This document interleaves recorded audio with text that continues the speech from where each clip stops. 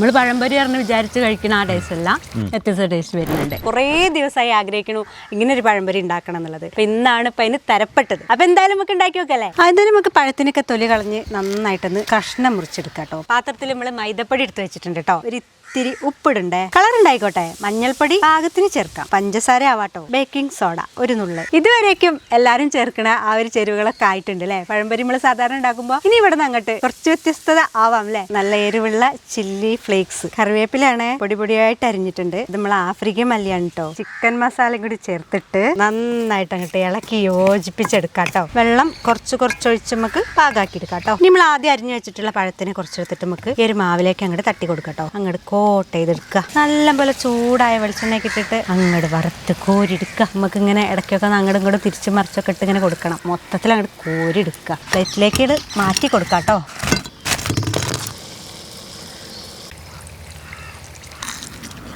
മിച്ചറിൽ പഴം കുത്തി തിന്ന പോലെ